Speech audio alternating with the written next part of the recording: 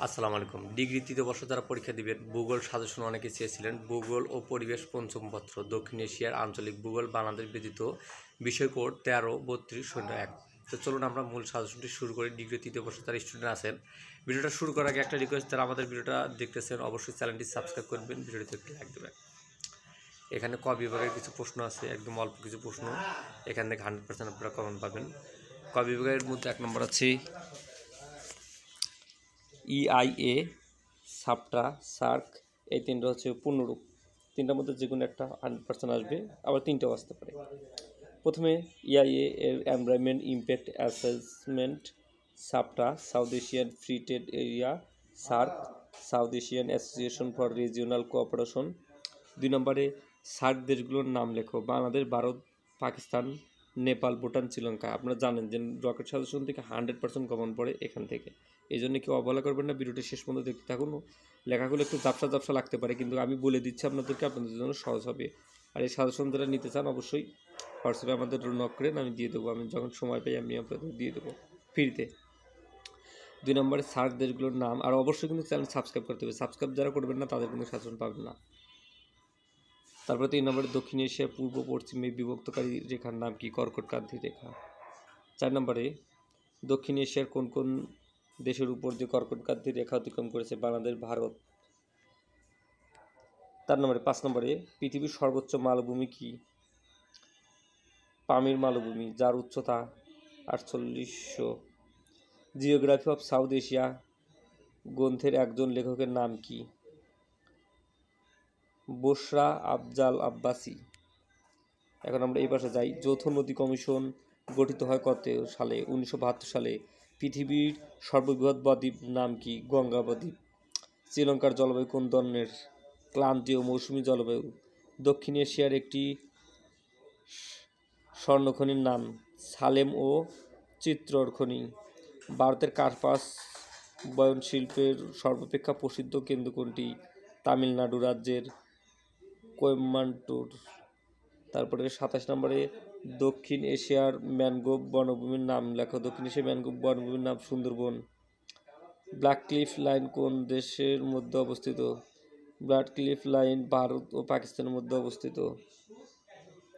তারপরে push bank কি? Push bank বলতে বোঝায় কোনো দেশের শরণার্থী যদি অন্য কোনো পার্শ্ববর্তী আশ্রয় কেন্দ্রের জন্য আসে, সেক্ষেত্রে তাদের আশ্রয় না দিয়ে নিজ দেশে ফেরত পাঠানোকে পুশ ব্যাংক বলা হয়।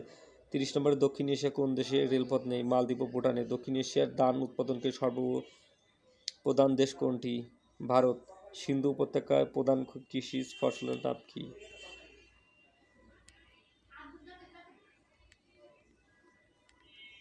সিন্ধু উপত্যকার প্রধান কৃষি ফসলের নাম হচ্ছে গম। এদিকে 7 নম্বরে দক্ষিণ এশিয়ার স্থলবেষ্টিত দেশগুলোর নাম কি? নেপাল, ভুটান, আফগানিস্তান। ডুরান্ড লাইন কোন কোন দেশের মধ্যে অবস্থিত? পাকিস্তান আফগানিস্তানের মধ্যবর্তী ডুরান্ড লাইন অবস্থিত। এটি দুই দেশের মধ্যে সীমানা চিহ্নিতকরণ রেখা। 9 নম্বরে দক্ষিণ এশিয়ার সর্ববৃহৎ দেশ কোনটি? ভারত। দক্ষিণ এশিয়ার সবচেয়ে ছোট দেশ কোনটি? মালদ্বীপ। ভারত ও বাংলাদেশের স্থল সীমান্তের দৈর্ঘ্য কত? 4156। কাশ্মীর কোন কোন দেশের দ্বারা শাসিত? ভারত, পাকিস্তান। পারমির গ্রন্থি থেকে দক্ষিণ পশ্চিমে প্রলম্বিত পর্বত শ্রেণীদ্বয়ের নাম কি?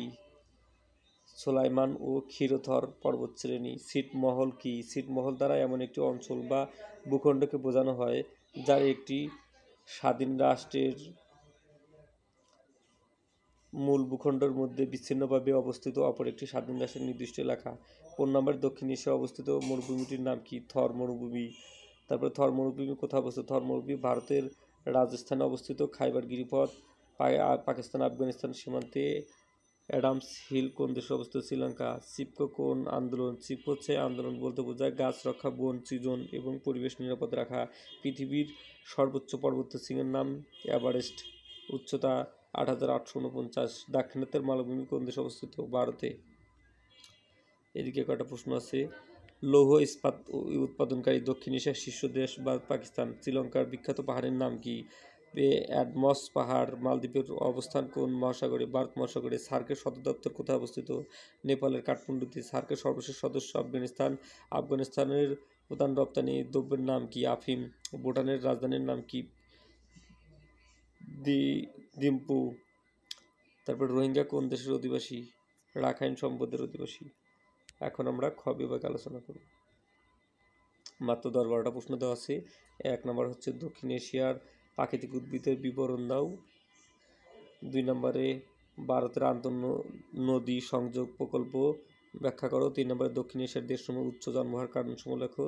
4 নম্বর সার্ক গঠনের লক্ষ্য উদ্দেশ্য।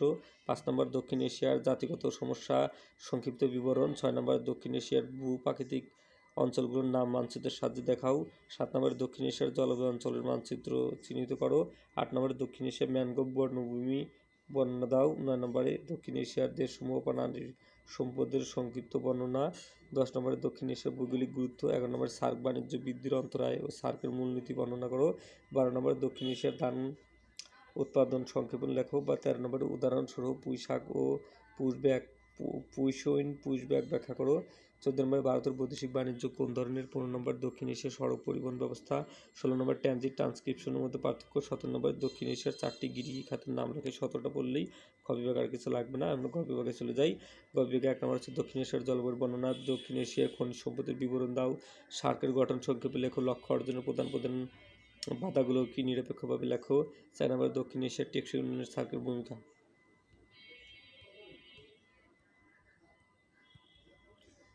এরপরে কিছু প্রশ্ন আছে এপাশে। দক্ষিণ এশিয়ার দেশসমূহের অবাধ বাণিজ্যের বাধাসমূহ লেখো। দক্ষিণ এশিয়ার লৌহ ইস্পাত শিল্পের গুরুত্ব। দক্ষিণ এশিয়ার দেশসমূহের যোগাযোগ ব্যবস্থা উন্নয়নের ক্ষেত্রে এশিয়ান হাইওয়ের গুরুত্ব। দক্ষিণ এশিয়ার কৃষির বর্ণনা। দক্ষিণ এশিয়ার দেশগুলো অবস্থান গুরুত্ব। 10 নম্বরে দক্ষিণ এশিয়ার ঐতিহাসিক পটভূমি। 11 নম্বরে দক্ষিণ এশিয়ার সড়ক রেলপথের বিবরণ দাও। এদিকে 12 নম্বর আছে দক্ষিণ এশিয়ার ইক্ষু চাষের বিস্তরণ উৎপাদন। 13 নম্বরে দক্ষিণ এশিয়ার কার্পাস বয়ন শিল্পের বিবরণ। 14 নম্বরে দক্ষিণ এশিয়ার গ্রামীণ বসতি ধরন বিন্যাস। 15 নম্বরে সার্কের সমস্যা সম্ভাবনা। 16 নম্বরে দক্ষিণ এশিয়ার অর্থনৈতিক বৈশিষ্ট্য প্রকারভেদ। 17 নম্বরে দক্ষিণ এশিয়ার বাণিজ্যের উপর ভৌগোলিক পরিবেশের প্রভাব আলোচনা। ভিডিওটা একটু ঝাপসা দেখা যাচ্ছে, এর জন্য আন্তরিকভাবে দুঃখিত সবার কাছে। পরবর্তী ভিডিও আসলে জানিয়ে দেবো।